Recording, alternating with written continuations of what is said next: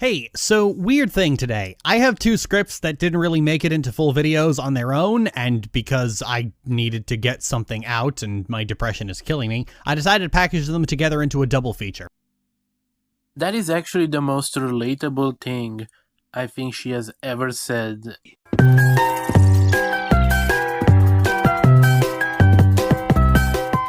Owl House is a show I had big hopes for at the start. And there was a moment there between the Grom episode and Yesterday's Lie where I thought this show could be an all-timer. But some of the first season episodes combined with the weird writing of the second half of the second season and the third season being what it ended up being really solidified its place below the all-timer animated series for me. But one thing I maintained all throughout is that Amity is the best character in the show, and probably the best thing about the show. So when I looked at my recommendation tab and I saw a video from Lilly Orchard talking about Amity and Zuko, my favorite Avatar character, well, I just know I had to lock in and respond to it.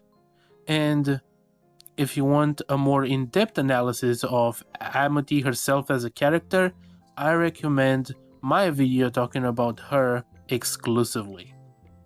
Random discourse goes into every time they woobify a villain and beg for a redemption, only to get one that's terrible and then lament that we can never seem to capture the magic that was Zuko's redemption arc in The Last Airbender. How come this villain redemption worked where so many others have failed? Well, I think it's time we talked about that in a very frank manner. The reason Zuko's story works is because he's not a villain and his story isn't about redemption. Alright, so that's all for today. I hope you all enjoyed the video. Remember to drink water, get vaccinated, and get a good night's sleep. While you can have semantic conversations about him being a villain, that doesn't really matter. He was an antagonist with bad intentions towards the main characters, who are, by all intents and purposes, good people. We will get into his redemption later, so let's just continue for now. Zuko is barely an antagonist for most of Avatar's lifespan, only for the first season, and even then he's a minor antagonist compared to General Zhao. His concerns and goals are small, especially when contrasted to his motivation. Zuko wasn't barely an antagonist. It wouldn't really matter if he was barely an antagonist, because a story can have multiple villains and antagonists, but he was definitely not just barely an antagonist.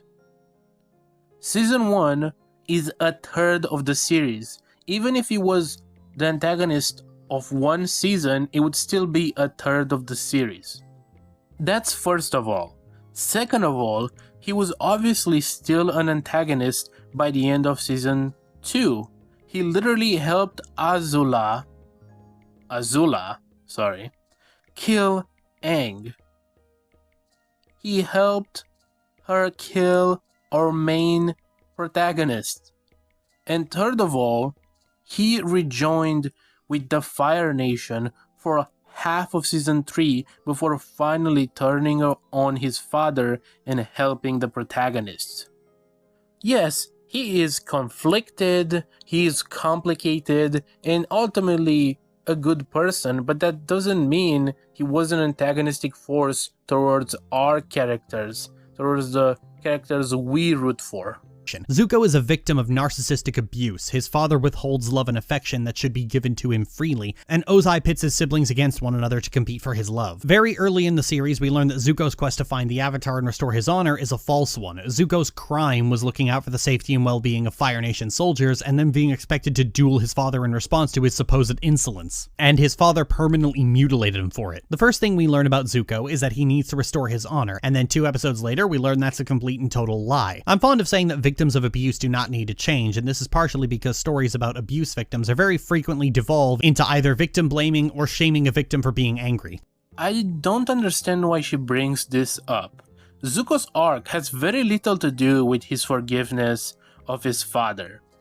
It's about realizing his father is bad and seeking to redeem not his previously perceived honor, but his actions taken against Aang and the gang. His redemption arc is not towards his father, it's towards everybody else. Victims of abuse do not need to change, ever. Victims of abuse do need to change if they themselves are abusive.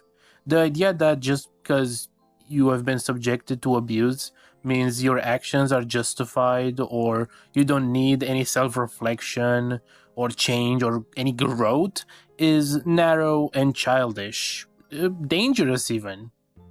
While behaviors might be developing for a reason or another, some people develop types of behaviors due to there being an abuse in their life. Some people are neurodivergent, as they call them, which is not a direct link to their behavior being bad, but it's related in some way. But it's not justifiable.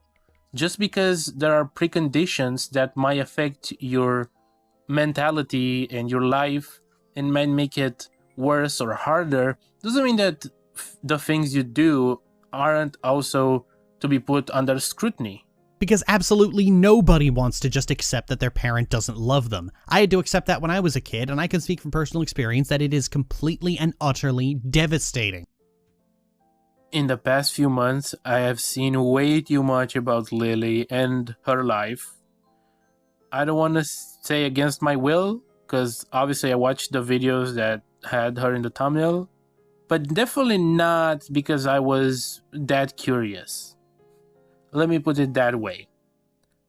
So, I know a lot of stuff about her, which makes a lot of what she says ironic, but also makes sense. She seems to base her media criticism a lot about her perception of her relationship with the people in her life. And I will not go any further on this. This is just a small analysis for anybody curious. If you want, you can look into it. I don't care to explain it. If anything, it only highlights further just how wrong-headed it is to try and make the round peg fit the square hole. It is extremely reductive to call Zuko's story a villain redemption, but people do it anyway because a lot of people cannot think outside of very simplistic concepts. His story is about recovery, not redemption. Zuko might have to make amends to the people he's wronged on his path to recovery, but that doesn't equate to redemption. It's ironic that Lilly talks about trying to fit the circle in the square hole because she's literally doing the very same thing in this very argument. It is true that Zuko is a victim and that he's on a path to recovery, but he didn't just wrong some people. He quite literally almost killed children or innocent civilians in a pursuit of his own selfish goals. Were those goals imposed on him by his abusive father? Yes, but it doesn't make his actions any less bad, at least not to the people he has hurt. I would go as far as to say that his actions have been abusive in onto themselves. He's an antagonist, and from Katara's perspective, for example, he absolutely is a villain.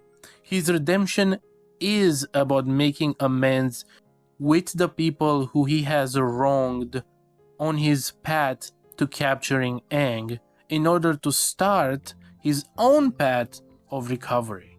But abusive people hate being held accountable for their own actions, and this narrative is all about casting doubt on abuse survivors, to act as if basic empathy is conditional for them. I will not say anything about this outside of the fact that there is some irony here. Bismuth should not have been told not to seek justice on her oppressor. It's always funny to me how Lilly is obsessed with Bismuth from Steven Universe. Bismuth wasn't necessarily wrong because she wanted to shatter the diamonds. She is wrong because she was willing to shatter anybody that disagreed with her, including the leader of the movement she is part of, the person who freed her, or even a little fucking kid, a child. She was willing to kill a child because the child is 12 years old and didn't want to kill people himself. This is the equivalent of somebody during the French or American revolutions asking a child if they want to kill the queen or king, and the child saying, I don't know, I don't think I'm up to it, and then the person goes to kill the child.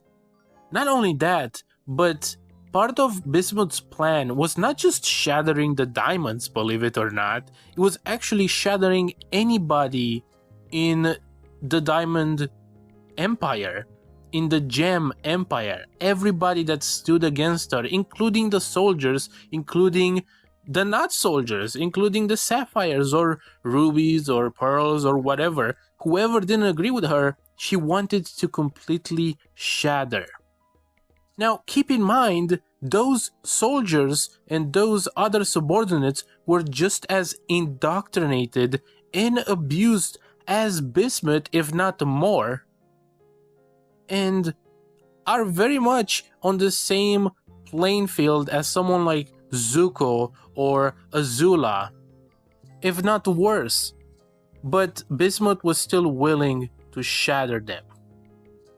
Which is not necessary, by the way, because Steven Universe has the mechanics of taking out people without killing them. You can poof them, put them in a bubble, and have them stay there in stasis if you want to just imprison them.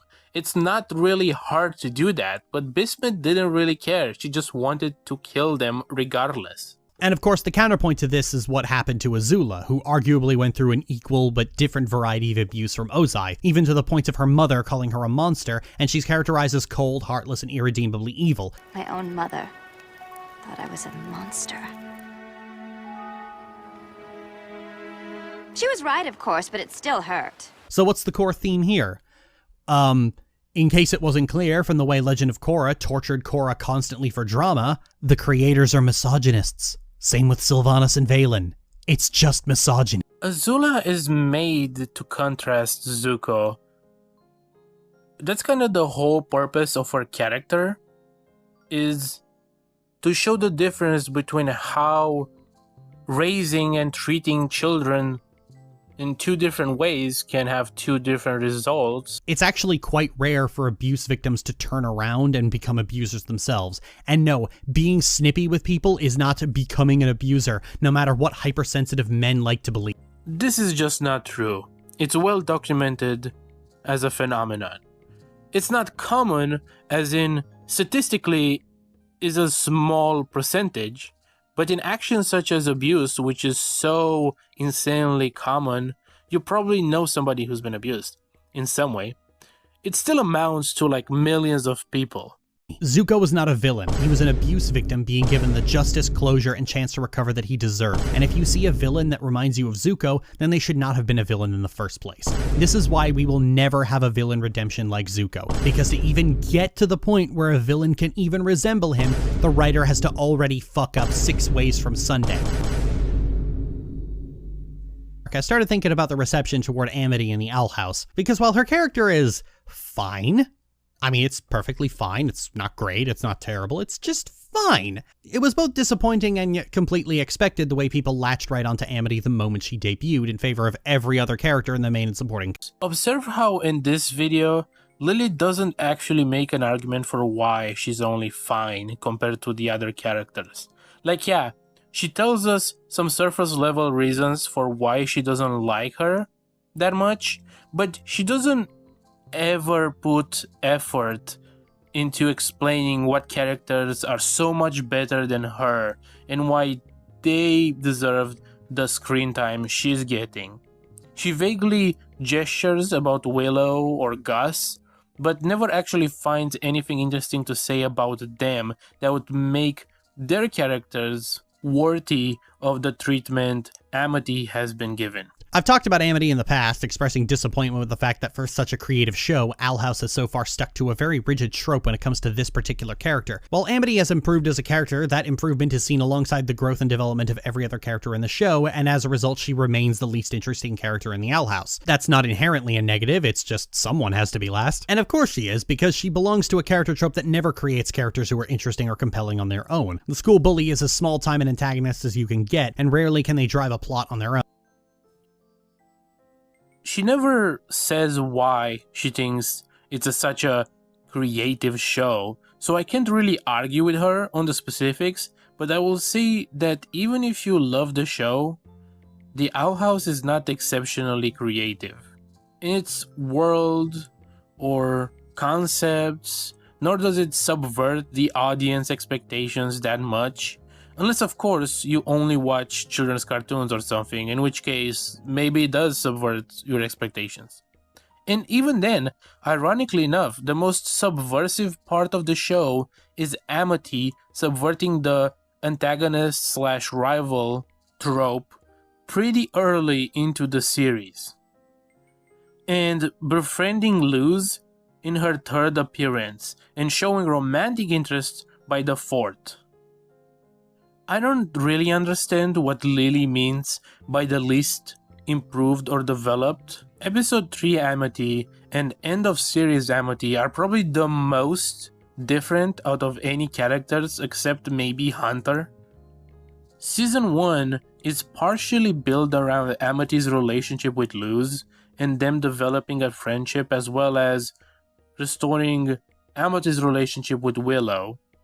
Season 2 is about Amity and Luz exploring their relationship romantically and also breaking away from the rigid, low-key abusive family dynamic she has going on. I don't understand how you could say she was left behind when the first 2 seasons cover her character arc. Who has had better character development in the series that deserves that screen time? Gus? Willow? I mean, if you really like them, sure, but what about them makes it worth a seasons-wide arc? It's ironic that in this video, she talks about how people can't think outside of very specific concepts, but all her writing understanding boils down to generalizations based on her narrow understanding of writing that I can only imagine comes from Tumblr, TV tropes, and wikis.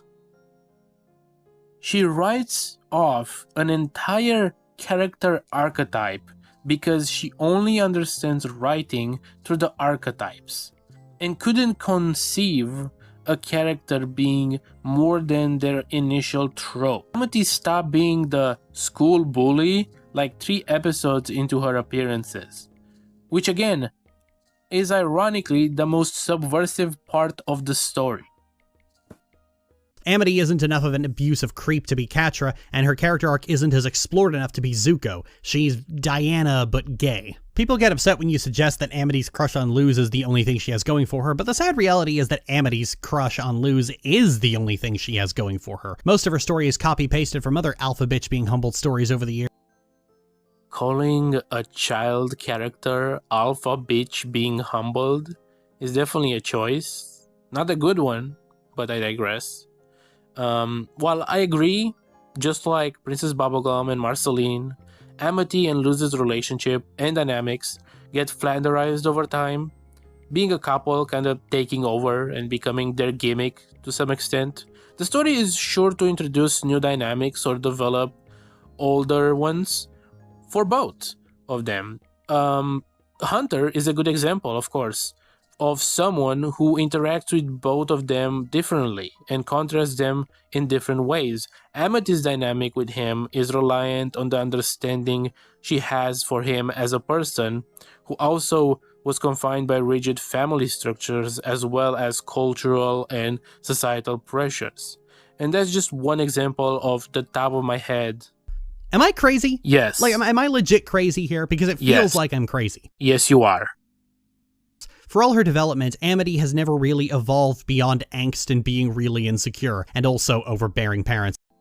But she does grow past her bearing parents. She even makes up with her father. It's kind of her arc. I don't know if you paid attention. Speaking of paying attention, did Lilly even watch the show?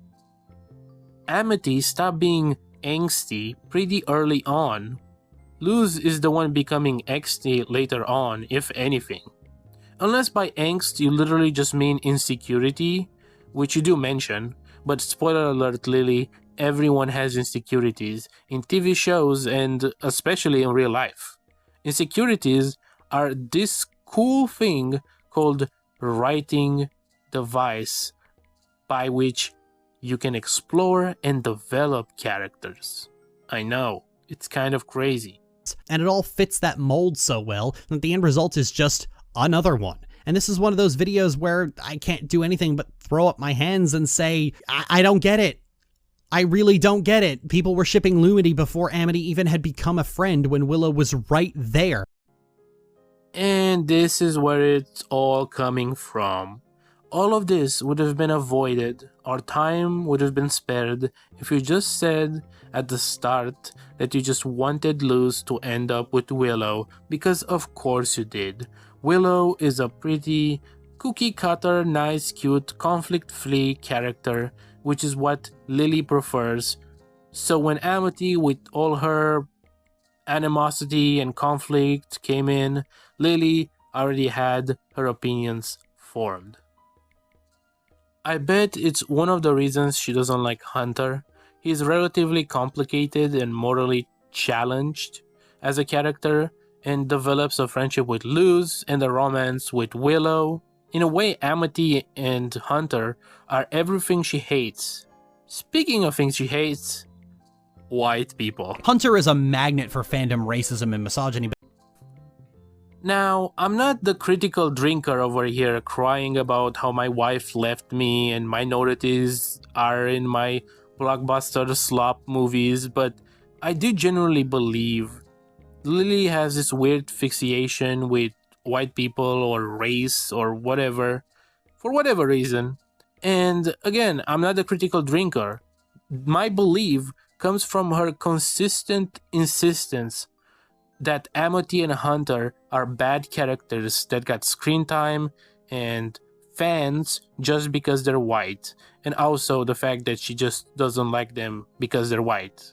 It would still be bullshit to sideline the non-white characters in favor of an angsty white boy, but I fucking hate the angsty white boy with baggage, okay? I am so tired of the way some broody white guy gets center stage just because. Funny, in the episode he shares with Amity, Amity actually ends up splitting screen time with him instead of being completely and utterly shoved aside in favor of his arc. You know, unlike the other four. Goodness, I wonder what could have possibly been different to make the writers not make this it's white favoritism, you already fucking know, and if you don't know, you're in denial. That also has something to do with my opinion on this. And that's kind of at the bottom of things. She enjoys conflictless characters that don't stand in the way of her headcanon relationships she has made up. And she has this weird thing with white characters for whatever reason that I don't care to explore. I'm not gonna psychoanalyze her or fall in some weird racist anti-minority thing. I still like Gus and Willow. I like Willow more than Hunter, actually. So I'm not gonna be here going racism for racism with Lily Orchard. But what I will say is that I'm sure she would hate Zuko too if he wasn't Asian. If Zuko was white, he would probably be one of her most hated characters because he's basically like Hunter, but Hunter is white and she doesn't like that. With Amity, I don't get what made so many people shove all the other characters aside the moment she was introduced. I wish I had a conclusion for you here, but I just don't fucking get it. And one more thing that is very important to this whole video is that I don't think Willow understands what characters are used for. Amity is important to also Willow's development.